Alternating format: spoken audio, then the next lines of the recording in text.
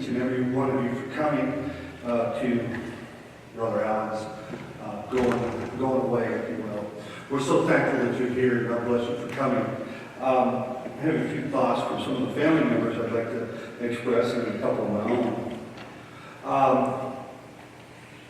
First one's Diane's thoughts. And Diane says that when her father died, she was about 12, she decided that nobody was ever going to take the place of her father. And if they did, they'd have to pass a family inspection. What she meant was pass her inspection.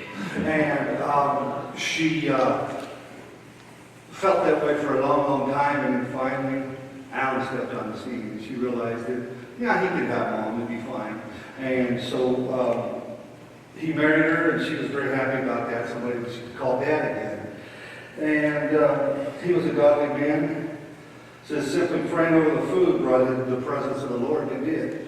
Appreciated every time he would speak to the Lord. If you could hear it, you did appreciate that. And some of his little sayings like, let's go down to Stone Cold, or let's go get a blizzard. That was some of his favorite things.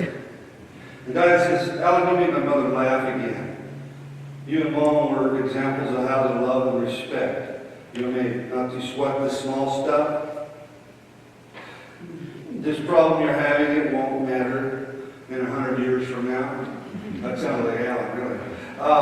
And then Diane says, say hello to her father in heaven, meaning Harold, Dixie's first husband, and some of these days will be there this week by and by. Diane's thoughts. Alan James says that he remembers Alan and Connie's wedding here in Medford many, many years ago, and he remembers Alan was an avid, loved to exercise, things like he rode bikes all over.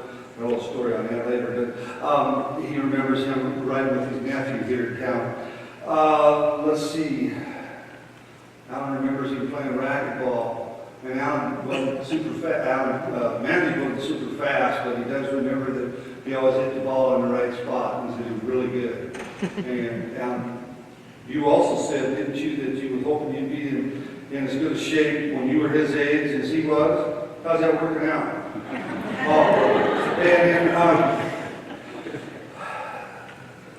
Let's see.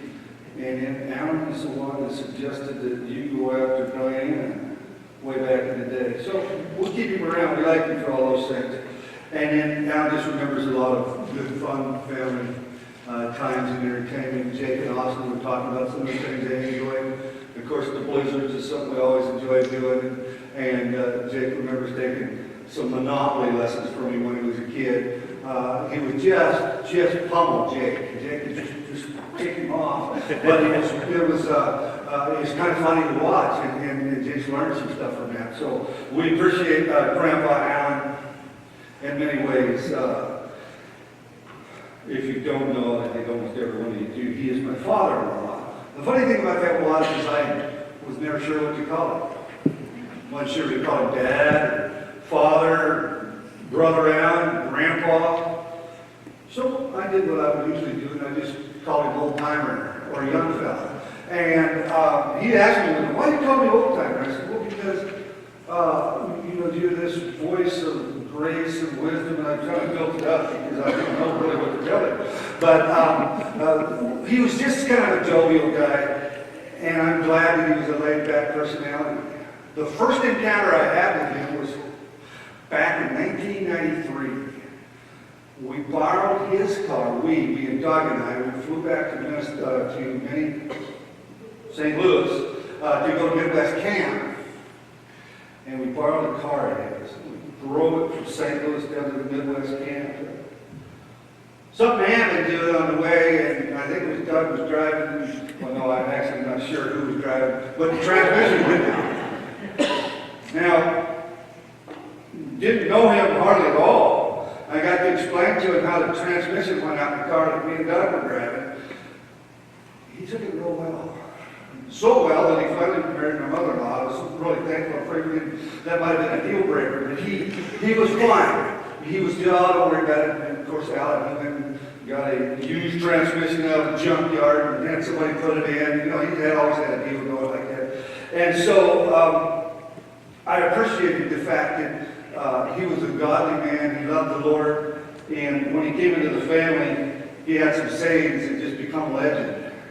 And I remember Diane mentioned about the meals. I remember when we pray for a meal. Every time I believe that I ever heard him pray for a meal or any other prayer after his AAA, the aortic aneurysm, he would always say, "Thank you for life." It was one of the things he always said in his prayer, even for a meal. "God, thank you for life." And he also appreciated the strength that God gave him from day to day. And he would always say that. And I remember a couple of these other sayings were things like, I'm in good shape for the shape I'm in. That was one of his favorites. And also, when we sit down to a meal, it didn't matter. He'd always say, "Oh, there's nothing like food when you're hungry." And those are kind of things you just kind of get used to and appreciate. He was famous for his sourdough pancakes. Anybody have them? Yeah.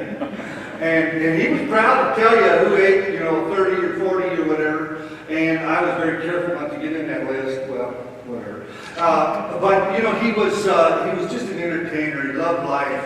And I think that that's the thing I think about him the most. He loved life. He appreciated what was going on. And I remember seeing him in the care center just a few weeks ago. And he got real quiet and he got real serious. He says, "I got to get out of here." He says, I think they may be killing me. He says, "The food they're feeding me's got too much salt, and I just got to get out of here, get home, and get better." And that's kind of the way he looked at life.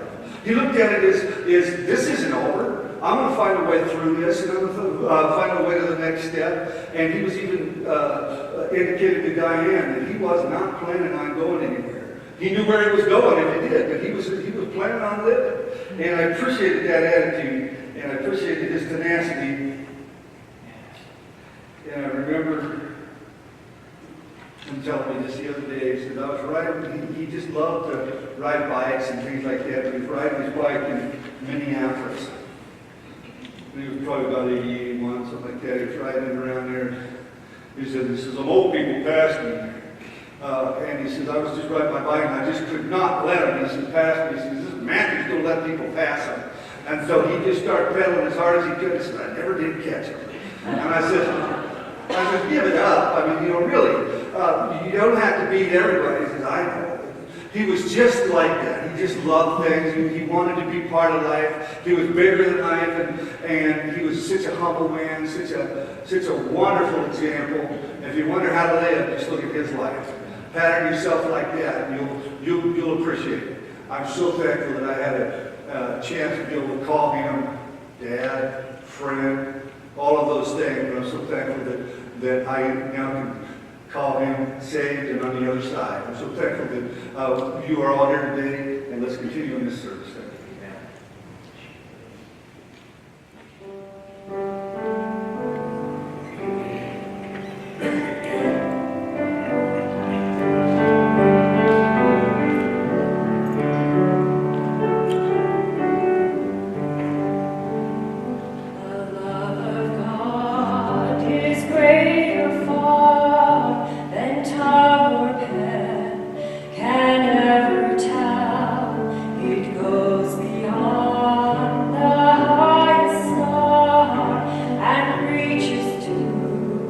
The Lord.